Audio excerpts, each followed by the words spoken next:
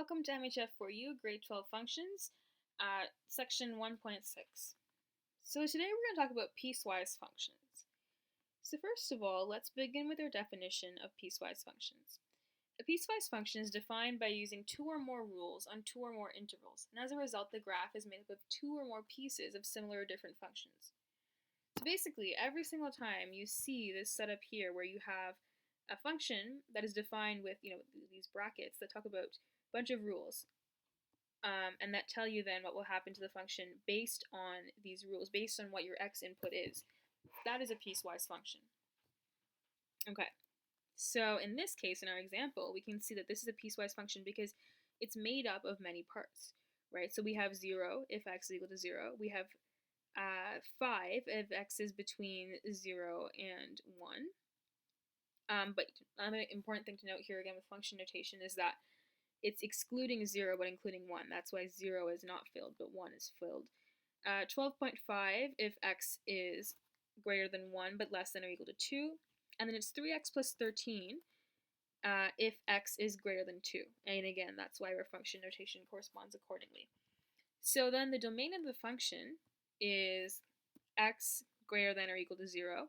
And the function is discontinuous at x equals to 0, 1, and 2, because there's a break in the function at each of these points, right? So as you remember before, we talked about when a function is continuous and discontinuous, and broadly you can remember that, well, in this case, since you have to lift your pencil, right, when I'm drawing this function, I have to lift my pencil each time when I'm drawing this function, I know that it's discontinuous, and more specifically that the breaks are occurring at 0, 1, and 2. Perfect. Okay. Let me just erase this. Perfect. Okay.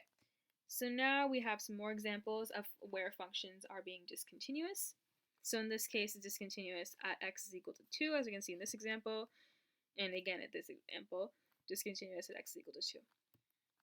Okay, so then we have a summary about piecewise functions, some important rules. So basically it's telling us that some functions are represented by two or more pieces, and these functions are called piecewise functions. Each piece of a piecewise function is defined for a specific interval in the domain of the function. So just again to rephrase that part, as you'll see here, we have very specific parts, right? Very specific intervals that tells us which rule to follow for which x value we're inputting. And as a result, we have specific intervals given to us for the domain of the function. So that's what they mean by the intervals of our piecewise function. Okay, and then in order to graph a piecewise function, graph each piece of the function over the given interval. And a piecewise function can either be continuous or not. So if all the pieces of the function join together, aka you don't need to take off your pencil, then at the endpoints in the given intervals, then the function is continuous.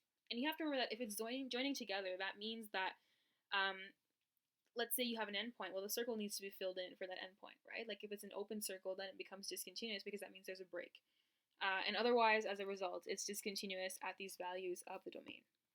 Okay, so let's look at some examples then. So question 1, graph the piecewise function.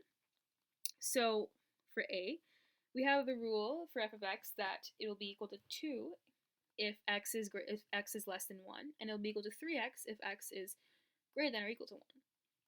So we graph it accordingly, and we see again that because x has to be less than 1 in this case for it to equal to 2, that's why we have this break right here, right? That's because x is not defined at 1. So this function is discontinuous. And then for question F, we have f of x is equal to 1 over x if x is less than 1, and equal to negative x if x is greater than or equal to 1. So again, here our function is discontinuous. Okay. So then we have write the algebraic representation of each piecewise function using function notation. So for the first part, question A, so D is element of the real numbers, and the function is discontinuous at x is equal to 1, all right? And there's actually different types of discontinuities you can name, such as jump discontinuities, for example. We will go into more detail in those in the future, but for now all you need to know is that there's a discontinuity at x is equal to 1, as we see in the graph. And then for part B, we have D is element of the real number, x is element of the real numbers for the domain, and that the function is continuous. And again, as you can see, I don't have to take my pencil off if I were to draw this function. And if I were to, look at every y value that corresponds to the x value, it's defined throughout, therefore it's continuous. Okay. Question 14. Explain why there is no value of k that will make the function continuous. So in part 1, so in line 1 and line 2 of the piecewise function, we see that if we put in -1, so 5 times -1, we get -1 plus k, so k is equal to -4. But if k is equal to -4, then the graph is discontinuous at x is equal to 3. Because here we have rule 3 that f of x equals to 2x squared if x is greater than 3. So that's why there is no value of k that will make the function continuous. All right, so I hope that clarified piecewise functions for you. Again, the summary is very useful, and yeah, the video covers, I think, all the main points. If you have any questions, as always, feel free to contact the tutors at Passionate Minds on our website. Thank you for watching, and have a good day.